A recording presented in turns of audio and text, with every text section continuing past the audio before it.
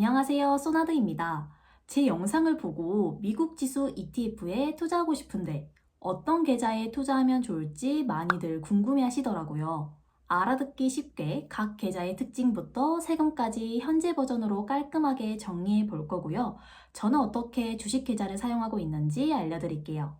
먼저 우리가 ETF를 매수할 수 있는 계좌는 크게 ISA, 연금저축, 그리고 일반 종합 주식 계좌가 있는데요. 우리가 효율적인 주식 투자를 하려면 각 계좌를 어떻게 운영하면 좋을까요?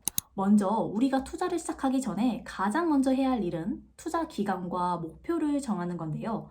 내가 5년 이후 내 집 마련과 결혼을 위한 목돈을 마련하고 싶은 건지, 아니면 20년에서 30년 후 노후 준비를 하고 싶은 건지, 마지막으로 10년 이상 장기적으로 내 돈을 불릴 수 있는 자산 증식 용도로 사용할 것인지, 이렇게 나의 상황에 맞는 투자 목적이 무엇인지 한번 생각해 보는 거예요. 이해하기 쉽게 예시를 통해 보여드릴게요. 철수 씨는 현재 20대 사회초년생입니다. 5년 뒤 내 집 마련을 계획하고 있어 투자를 통해 돈을 모아보자고 결심했습니다. 그런데 투자를 시작하려니 ISA, 연금저축, 그리고 해외 직투 중 어떤 계좌에서 해야 할지 참 막막한 상태입니다. 그러다 연금저축은 꼭 하라는 회사 선배의 말이 생각났고 바로 계좌를 개설하여 5년 동안 열심히 ETF를 사모았습니다. 그렇게 5년이 흐르고 드디어 철수 씨에게도 내 집 마련의 기회가 오게 되는데요. 그동안 열심히 돈도 모았고 내 집 마련의 기회가 왔으니 기분 좋은 마음으로 계좌를 해지하게 됩니다. 그런데 갑자기 지난 5년 동안 세액공제 받은 금액을 모두 뱉어내라는 연락을 받게 되는데요. 이렇게 여러분은 철수 씨처럼 남들 다 한다고 아무 계좌에서나 투자하면 절대 안 됩니다. 그래서 나의 투자 목적에 맞게 계좌를 선택하는 것이 정말 중요한데요. 여러분이 이해하기 쉽게 ISA, 연금저축, 그리고 해외 직투를 한 장으로 정리해 봤습니다. 먼저 ISA는 3년에서 5년 동안 단기 목돈 만들기를 위한 계좌인데요. 우리가 내 집 마련이나 결혼을 하려면 어느 정도 목돈이 필요하잖아요. ISA의 의무 가입 기간은 3년. 의무 가입 기간을 채우면 이런 여러 혜택이 있기 때문에 ISA는 적금처럼 3년에서 5년간 목돈 만들기를 위한 계좌입니다. 그리고 ISA 계좌에서는 VO나 QQQ 같은 미국에 상장된 종목은 살 수 없는데요. 그래서 미국 지수 ETF에 투자하고 싶다면 타이거 미국 S&P 500이나 에이스 나스닥 100 같은 국내 상장된 해외 주식 ETF를 사면 됩니다. 그 다음 연금저축 펀드입니다. 연금저축에 대해서는 이 영상에서도 자세히 알려드렸는데요. 연금저축도 ISA처럼 절세 혜택이 있지만 용도 자체가 전혀 다른 계좌입니다. 말 그대로 연금. 연금이라고 하면 우리 잘 알잖아요. 내가 노후에 소득이 끊기는 상황을 대비해서 젊은 시절의 내가 미래의 나를 위해 미리 준비해두는 노후 준비를 위한 금융상품입니다.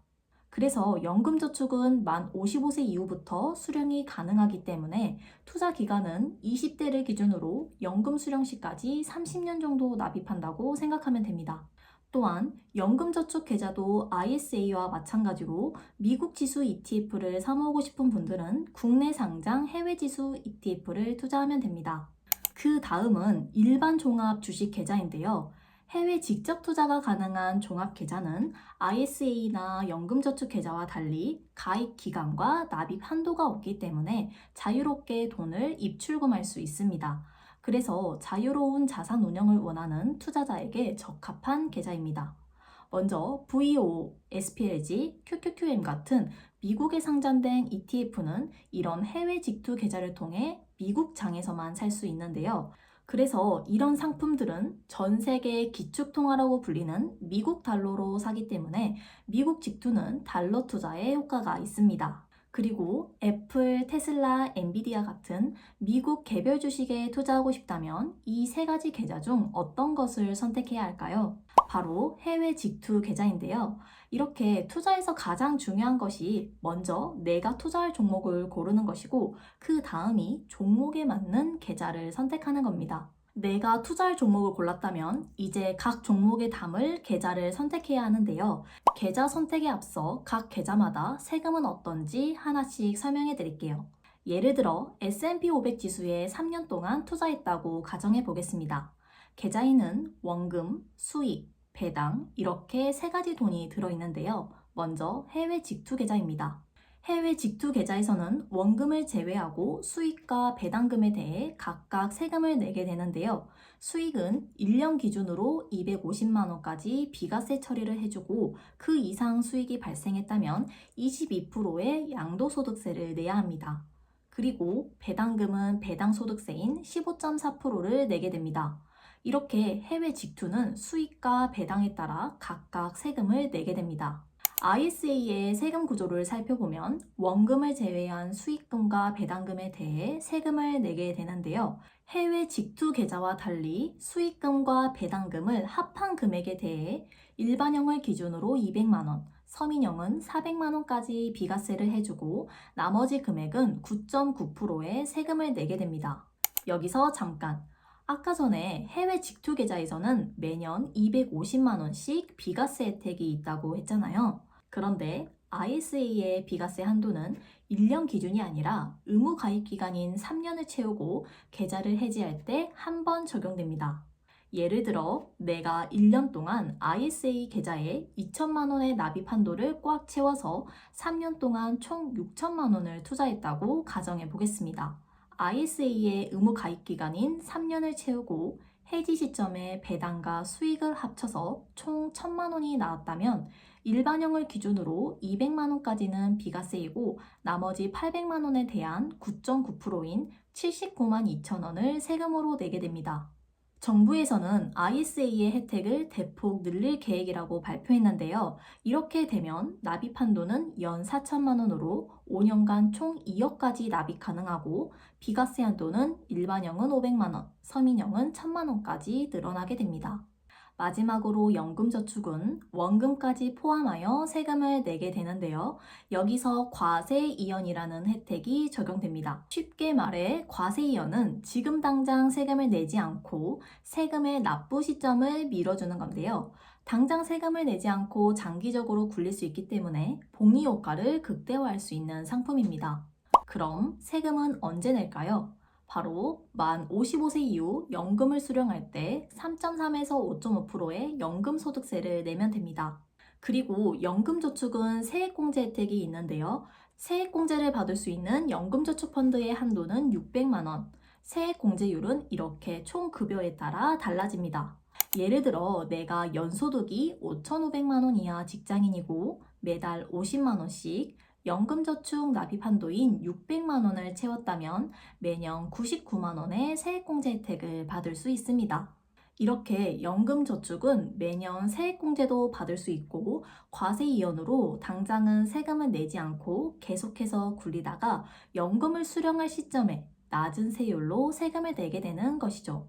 그럼 지금까지 알려드린 세 가지 계좌를 어떻게 활용하면 좋을지 한 줄로 요약해 볼게요. 먼저 가입 기간과 납입 한도 제한 없이 자유롭게 돈을 입출금할 수 있는 계좌가 필요하고 미국 개별 주식에 투자하고 싶은 분들은 해외 직투 계좌인 일반 종합 계좌에 그 다음 3년에서 5년간 절세 혜택을 받으면서 목돈을 마련하고 싶은 분들은 ISA 계좌에 마지막으로 20년에서 30년 후 노후 준비를 하고 싶은 분들은 연금저축 펀드를 선택하시면 됩니다. 제가 현재 사용하고 있는 주식 계좌를 간단하게 말씀드릴게요. 저는 이렇게 투자 기간과 목적에 따라 계좌를 분리해서 사용하고 있는데요. 크게 4가지의 계좌가 있습니다. 먼저 해외 직투 계좌는 2개로 나눠서 운영하는데요. 하나는 미국 지수 ETF를 10년에서 20년 이상 꾸준히 모아가는 장기 투자용으로 사용하고 있고 다른 하나는 미국 우량 기업에 투자하는 용도로 사용하고 있습니다. 그 다음 연금저축은 30년 후 노후준비용으로 사용하고 있는데요. 현재는 투자금을 늘려 매달 30만 원씩 넣고 있습니다. 추후 결혼을 하고 30대가 되면 연금저축 납입 금액을 더 늘릴 계획입니다. 마지막으로 ISA는 올해 초에 첫 개설을 했는데요. 이 계좌는 활용한 지 얼마 되지 않아서 아직 실험 중에 있습니다. 앞으로 제가 실제로 투자해 보면서 좋은 전략이 있다면 자세히 소개해 드릴게요.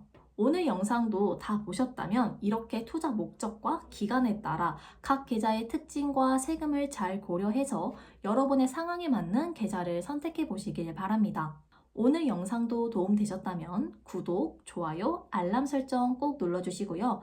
다음 영상에서도 더 유익한 정보로 찾아오겠습니다.